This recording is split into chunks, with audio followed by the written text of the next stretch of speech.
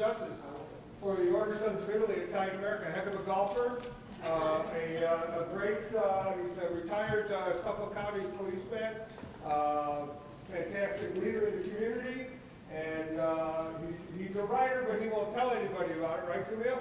Right. And what he has to say, he's probably been the breath of life to the Commission for Social Justice, which I've been a part of on and off for many, many, many years since I've been a member of the association. Is that all right, Rick? Thank you very much. All right. Thank you. I'm sorry about that. No, you can tell Dr. Godfrey and I are good friends. Thank you for that very kind introduction.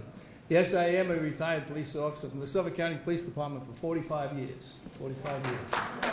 I'm very proud to say it was a great run, and much of my work was in the community relations specialty, which really involved many issues, social justice issues involving police officers. As you recall, the 60s were a difficult time for police. The image was terrible. So if you want to talk about trying to promote positive images and really elevate the status of people who risk their lives every day, it wasn't an easy thing to do at that time, but that involved a good part of my work, as well as working into communities to try to bridge that lack of understanding and need for communication. So it was an interesting experience, to say the least. But I am currently the chairman of the CSJ, or Commission for Social Justice of New York State, of the Grand Lodge of the Order Sons of Italy. And basically that represents probably 100,000 families in New York State, probably 82 filial lodges throughout the state under the umbrella of the Grand Lodge of New York. And basically our role is to fight bias, bigotry, defamation, and of Italian Americans and other ethnic groups. And basically we do that in three major ways. First, by promoting a positive image of Italian Americans through publication, bookmarks, posters, cultural materials, educational materials that we also share with educators, which, and displays and exhibits, which portray affirming images of Italian Americans. Just to mention a few, there are many, but for example, we have a Medal of Honor exhibit, which we proudly display the Italian American recipients of the Medal of Honor. Now, there are probably only 3,000 of those medals given out, and most of them were given out during the Civil War, when the medal was first introduced, many of them. And considering all the wars fought since the Civil War, which even before the time of the mass migration, emigration of Italians to this country, we have 30 known Medal of Honor recipients who are Italian Americans, and probably a lot more, and we are constantly researching, because the last names don't always reflect whether they're Italian American or not, but the number is increasing, and we're very proud of that. Another very recent program which we implemented was is the fact that during World War II, some of you may know this, the people of Italy were responsible for the saving of probably 40,000 Jews in Italy, who were citizens of Italy or interned in Italy. And this was done by Italian people who provided Jews with safe passage, hid them, provided documents for them, and literally risked their lives to save these people. It's a tremendous story, and one that should be told, if you want to talk about who the Italian people really are and who our descendants really were. The CSJ has created a one-act play, which is available to colleges, university, community groups, where we can actually do, it's like a theater reading, where it really tells the story. All of it is based on actual documentation and testimony from actual Holocaust survivors who were saved by Italians. We're very proud of that program, and it is available for people who are interested. We also try to get out into the community as far as presentations like this, where we get out and talk about perhaps subjects like immigration and the internment of Italian Americans in World War II, and other subjects that I think students would find appealing. Lectures in colleges and high schools. and those sort of programs that try to get us out to do some outreach in the community and really talk to people, to really talk about who Italians are, where they're from, and what they have achieved in this country. So that's one way, through the Positive Image Network. Secondly, through the Italian Language and Culture program. Certainly, you want to keep the culture moving and keep it alive. You need to promote the language. So CSJ, actually in cooperation with the Italian Institute of America, is offering an after-school program for communities. A 12-week program to teach 5th and 6th graders Italian. It's good in communities where, in fact, in my community, we actually presented this program, and we also at the same time, my filial lodge, a lodge of the Order of Sons of Italy that I'm a member of, actually cooperated with the school district, and we got Italian in the district at the 7th grade level. So in the meantime, we also presented this Aurora program, as we call it, for 5th and 6th graders. And the first 2 classes of 7th graders that really began the program in our school district were all Aurora students. So a very effective program. A number of our lodge presidents are people who actually graduated as young people from the Aurora program. It goes back probably 25, 26 years. And parents or grandparents that were drawn into the Sons of Italy because of this. So we actually received a lot of membership because of this. One lodge boasts, presented the program for about 25 years and boasts the fact that they probably, during that course of time, actually received about 250 members because of that program. So it was very well received. But again, it's a way we can reach out and promote our language and culture. So the third way we fight bias and bigotry is also by affirmative action. And Andre knows a lot about this, as he'll tell you later. But where we actually get out and fight with many different forms of bias and bigotry of Italian Americans by monitoring various forms of media and being very vigilant regarding any statements or any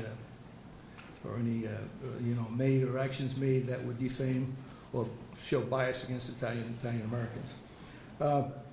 And we do this in many different ways. And basically, for lack of time, I'm going to try to cite some examples of the kind of things that we do. And I'll try to give you a little diversity here when we do this type of affirmative action.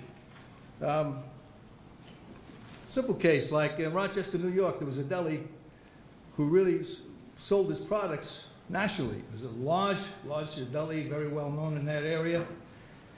And it has a pictorial menu on the internet of all the products that it sells. All the super size, pepperoni, and all the desserts. And it had a picture in one dessert, on its dessert menu, it had a picture of a cannoli, which is a very highly identifiable Italian pastry, and a gun next to it. Guns and cannolis, right? Right? Leave the gun, take the cannolis. That connotation. Probably somebody thought it was funny, and you're not going to maybe necessarily say it was something discriminatory, but it really was. And many of these things are done by omission or just ignorance. So we wrote a letter, a polite letter to the owner of this large entity, and didn't hear from a while. Sent another very polite letter, and in fact, we did receive a response saying, you know, I really didn't realize what I was doing. You know, I didn't realize it was such an insult. Apology, took it off the menu, and everything was fine. So it could be something that's simple. Another case was a program on the internet, which I dread to even use the word, called the Guineas Show. So, you know, I think, Andre, were you aware of this? Yeah, it's in fact his organization also, we worked together on this one as well. And, you know, it was actually a series of cartoon presentations of a family called the Guineas. What family is called the Guineas? But the people on the website swore that there are families by that name. Okay. And they said they pretty much had the usual negative stereotypes of Italian Americans, all the usual ones. And so we wrote to the itsahuman.com, I think was the name of it. And we wrote to the people, and they said, "What are you talking about? Well, how is this? You know, this is." had no idea what or at least they said they really didn't think it was discriminatory, and made no attempt to take it off, and pretty much said they wouldn't do that. Okay, so now we said, okay, well, we noticed that, so we started an email blitz. I'm trying to stay in the time frame. So we did an email blitz, worked with other Italian organizations and groups. Andre Domino, who'll speak to you next, his organization, One Voice Coalition joined in, Italian American groups on the social network, and we actually got them off their particular website, but not before they put it on YouTube. That's a little more difficult to get things off YouTube.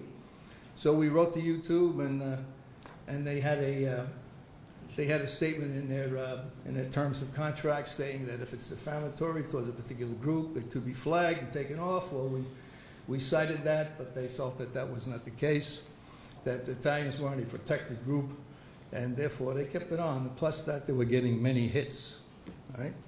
So, which is a big thing on YouTube. So, however, one of my website, person in charge of my website noticed that before each program segment was presented, there was an advertiser with a commercial. And he very quickly wrote the names of all the advertisers that introduced every segment. And we were able to write to the advertiser and ask them, are you aware that your advertisement is being used in the program that's defaming Italian Americans? And before you know it, we got one company, half a dozen companies let us know that they weren't aware of that, and they actually removed their business from YouTube. Then YouTube decided to take it off the air. All right, so it takes different techniques, and that's what it took to do it, and we were successful. Speaking of the Guineas show, I actually did a program at Suffolk Community College not too long ago, and I gave a speech about the CSGA, what it's about, kind of like what I'm doing right now. And